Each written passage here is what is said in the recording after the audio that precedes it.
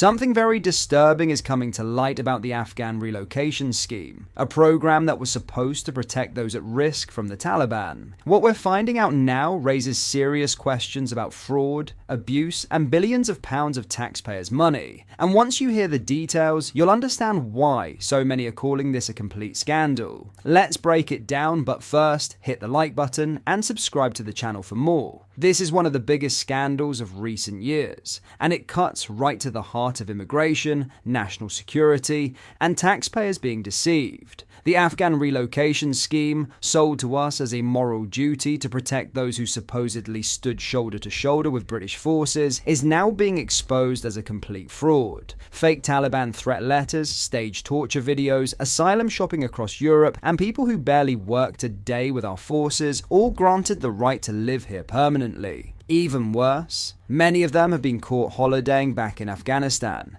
the very country they told our government they were fleeing in fear for their lives. The revelations come from a former Afghan interpreter, someone who actually did work with British forces before moving to the UK. And what he's saying is explosive. The so-called threat from the Taliban has been grossly exaggerated. His words, "The only threat is unemployment." Think about that. For years we've been told these people face death the moment they step outside their door. Yet insiders say many claims were entirely fabricated, made up, exaggerated, or in some cases purchased through a black market trade in fake documents. At the heart of this is ARAP, the Afghanistan Relocations and Assistance Policy. On paper, it was designed to help those at genuine risk because of their service alongside our military. In practice, it became a magnet for exploitation. Here's how. Applicants sending in fake Taliban threat letters bought for around $1,000 apiece. Staged torture videos, people beating themselves, using stock footage from the internet, even shooting their own cars to claim the Taliban did it. People already granted asylum in countries like Denmark and Belgium, double dipping for better benefits in Britain. Interpreters who only worked a day or two with our forces being waved through. And crucially, applicants lying about the ages of their children, claiming adult sons in their 20s, were under 18, so they could be placed in British schools and colleges. This wasn't just a trickle. According to insiders, it became a thriving business, a conveyor belt of fraud dressed up as compassion. But perhaps the most shocking revelation is this. Hundreds of Afghans who claimed asylum in Britain under this scheme have been traveling back to Afghanistan for holidays. Let that sink in. If you are supposedly fleeing Taliban death squads, why would you risk going back for a summer picnic? Why would you post Facebook pictures outside Kabul airport? Why tag yourself at pool parties in Kabul? This completely blows apart the narrative that these relocations were about life or death. For many, it was nothing more than a golden ticket to the UK. And once they secured it, they felt safe enough to return home whenever it suited them.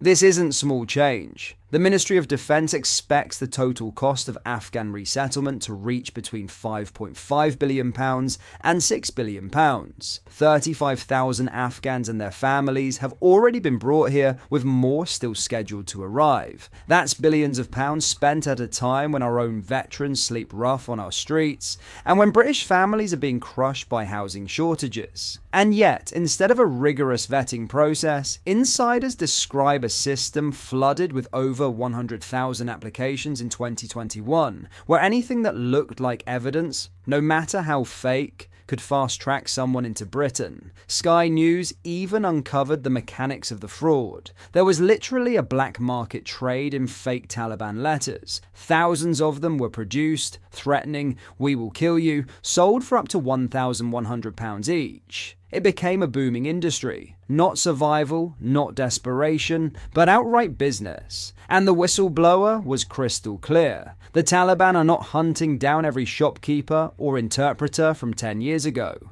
Killings that happen are more often due to tribal feuds or personal vendettas. Yet we've opened the floodgates as though every Afghan with a story is a marked man. On top of that, we had the catastrophic data breach, 19,000 names of applicants leaked by mistake. That triggered a secret fast-track scheme to bring thousands more here, many of whom wouldn't have qualified in the first place. And when investigated, even the MOD's own independent review concluded the Taliban threat was overstated. But by then, the door was wide open, and Britain was on the hook for billions more in resettlement. Now, those decisions are playing out in our communities. Adults posing as teenagers in our schools, extended families, second wives, nephews, cousins, all being shipped in. Locals in towns and cities across Britain are watching as housing lists get longer, public services get stretched, and still more Afghans are flown in under a scheme riddled with fraud. Of course, not everyone agrees. Some former interpreters still insist the Taliban remain a lethal threat to anyone who worked with British forces. Campaigners argue arrests, beatings, and killings are ongoing. But the central question is this: if the threat is so severe, how do you explain hundreds of Afghans holidaying back home? How do you justify staged videos, fake documents, and social media posts of smiling families in Kabul while living on British taxpayer benefits? This scandal is about far more than just one relocation scheme. It's about trust, accountability, and whether our government puts the British people first. Billions have been wasted, security has been undermined, and worst of all, genuine refugees who may have actually needed help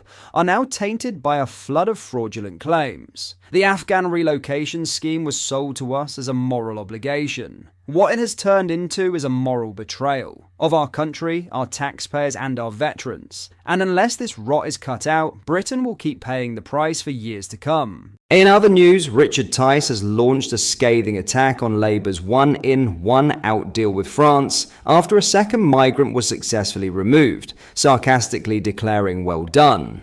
Speaking to the media, the deputy leader of Reform UK called on Sir Keir Starmer to get real and get tough on migration. Otherwise, Britons will become angrier and angrier.